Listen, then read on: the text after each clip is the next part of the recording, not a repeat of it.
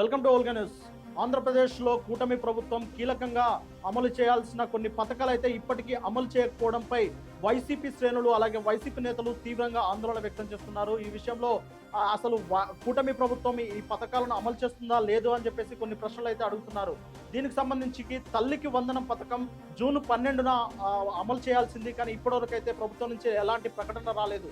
అయితే జూన్ 14న అమలు అవుతుందని చెప్పేసి అయితే ప్రభుత్వం నుంచి వెళ్ళి కొన్ని ప్రకటనలు వచ్చే అవకాశం ఉన్నట్టు తెలుస్తుంది. ఈ నేపథ్యంలోనే మొత్తం అమలుకు 2024, 25 అలాగే 25, 26 బడ్జెట్ ఎంత పెట్టింది, మొత్తం విద్యార్థుల సంఖ్య ఎంత, ఒక్కొక్కరికి 15,000 చొప్పున ఒక ఇంట్లో ఎంతమంది చదువుకుంటే అంతమందికి ఇవ్వాల్సిందే అని చెప్పేసి ప్రతిపాదించిన విషయం అయితే తెలిసిందే. ఈ లెక్కన చూసుకున్నా ఇప్పటికీ ఈ బడ్జెట్లో 9,407 కోట్లను అయితే ప్రతిపాదించింది. ముఖ్యంగా ఆంధ్రప్రదేశ్లో 69.16 లక్షల మంది విద్యార్థులు అయితే ఉన్నారు. వీరందరికీ లబ్ధిదారులుగా ఉన్నారు. ముఖ్యంగా 1వ తరగతి నుంచి 12వ తరగతి వరకు చదువుకునే విద్యార్థులందరికీ ఒక్కొక్కరికి 15,000 చొప్పున ప్రభుత్వం అయితే ఇస్తా అని చెప్పేసి మాట ఇచ్చింది. ఈ పథకం కింద ఒక్కొక్కరికి 15,000 చొప్పున ఇవ్వాలన్నా మొత్తం 9,407 కోట్లు అయితే ఇవ్వాల్సి ఉంది. మొత్తం ఈ పథకానికి సంబంధించి బడ్జెట్ అయితే పూర్తి అయిపోయింది, కానీ ఇప్పటి వరకు అయితే ఈ పథకానికి సంబంధించి ఎక్కడ అమలు అయితే జరగడం లేదు. దీనికి ముఖ్య కారణము లోటు బడ్జెట్ అనేది చాలా క్లియర్గా అర్థమవుతుంది.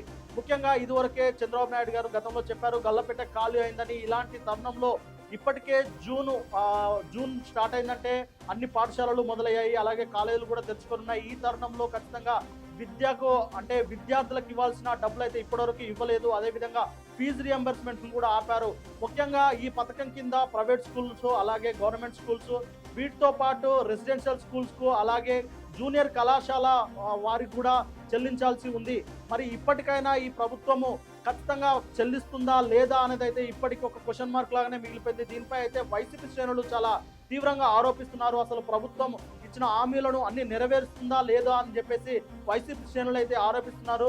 మరి ఈ నేపథ్యంలోనే అసలు తల్లికి వందనం పథకం ఎప్పుడు స్టార్ట్ అవుతుంది అనేది ఇప్పటికైతే ఒక కొలిక్కి రాని అంశంగా మారుతుంది. అలాగే కాకుండా విద్యార్థులు కూడా 75% పూర్తి పర్సంటేజ్ ఉండాలని చెప్పేసి వారి విద్యార్థుల తల్లిదండ్రులకు సంబంధించిన కొన్ని ఆంక్షలు అయితే ఉన్నాయి. అలాగే విద్యార్థుల తల్లిదండ్రుల అకౌంట్లోనే వీటికి సంబంధించిన అమౌంట్ అయితే నేరుగా పడనుంది. ముఖ్యంగా ఒక కుటుంబంలో ఒకరు లేదా ఇద్దరు లేదా ముగ్గురు విద్యార్థులున్నా ఒక్కొక్కరికి 15,000 చొప్పున అయితే ఈ అమౌంట్ పడనుంది. అయితే మనకున్న సమాచారం ప్రకారం అయితే ఖచ్చితంగా ఈ తల్లికి వందనం పథకాన్ని 2 విడతలుగా వేసే అవకాశం ఉందని, అంటే ఒక విడతగా 7,500 మరొక విడతగా 7,500 వేసే అవకాశం ఉన్నట్లయితే తెలుస్తా ఉంది. మరి దీనిపై అయితే కూటమి ప్రభుత్వం అలాగే సీఎం చంద్రబాబు నాయుడు గారు అయితే ఒక స్పష్టత ఇవ్వాల్సి ఉంది.